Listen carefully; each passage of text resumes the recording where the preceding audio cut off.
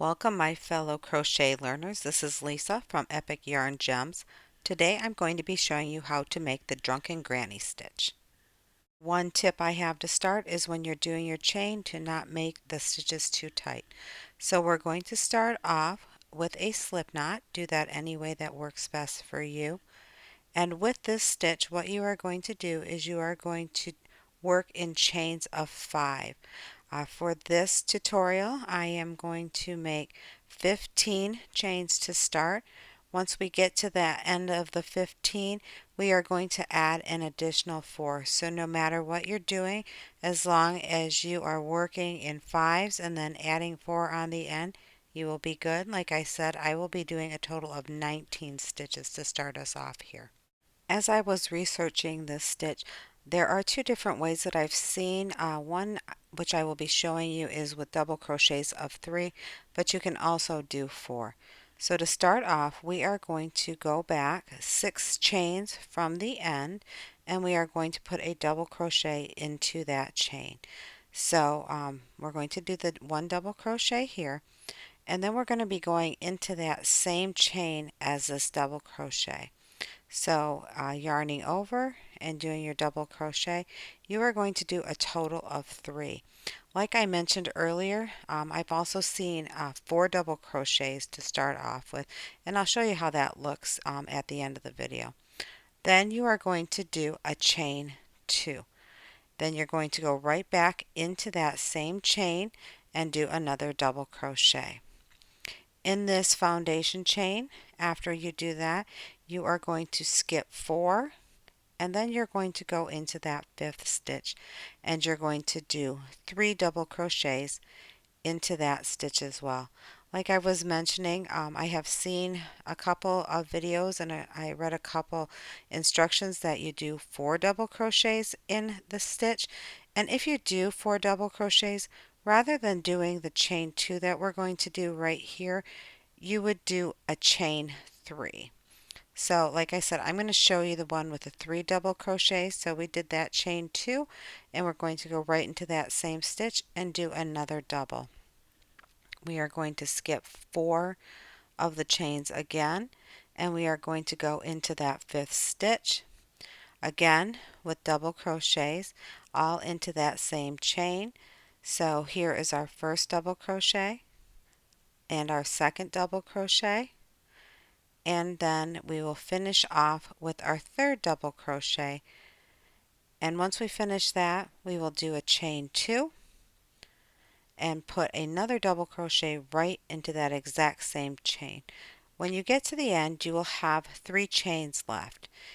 Here what you're going to do is you're going to skip just 2 chains and go into that 3rd chain, finishing off this row with a double crochet. And because we are working with double crochets, at the end of each of our rows we are going to do a chain 3 to bring the stitch in the next row up to the appropriate height. So this is what we have so far. You can see it is a variation on a traditional granny stitch with those 3 double crochets in one of the chains. So this next row is what you are going to continue for any project that you're going to do, and just repeat this row over and over. So like I said, we are going to do a chain 3, then we're going to turn our work. And what we're going to do is we're going to go into the spaces created by that chain of the previous row, and we're going to do the same thing we did on our chain. We are going to do 3 double crochets into that open space. After the 3rd double crochet, we are going to do a chain 2, and then we will put 1 more double crochet into that opening that was made from the previous row's chain 2.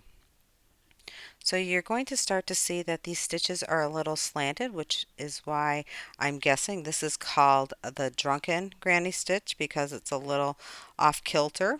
So we are going to do another set of these with 3 double crochets into that opening that was created by the chain 2 of the previous row, with a chain 2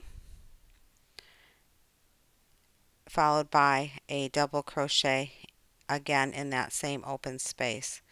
we're going to go into that last just for one more time so that you can see it. We're going into that open space created by the chain 2, doing 3 double crochets into that open space, followed by a chain 2, and then finishing off that stitch with a double crochet into that same opening. When you get to the end of the row, what you are going to do is you will go into that chain from the previous row. It was the chain 3. In this case, it was just the starting chain that we did. So there are your 3 double crochets, and there's your chain. You are going to go into the top of that chain with 1 double crochet, and then that is just the total repeat of this stitch. You will start off the next row with a chain 3, and you'll be going all the way back across. So you can see one row is tilted one way and one row is tilted the other way. I'm going into my second year here at YouTube. I really have enjoyed doing the first year, so in this year I'm going to continue with the stitch tutorials and projects.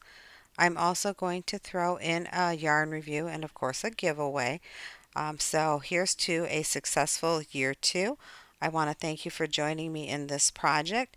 And like I said, I did this in 2 variations, and I'll put the differences down in the description.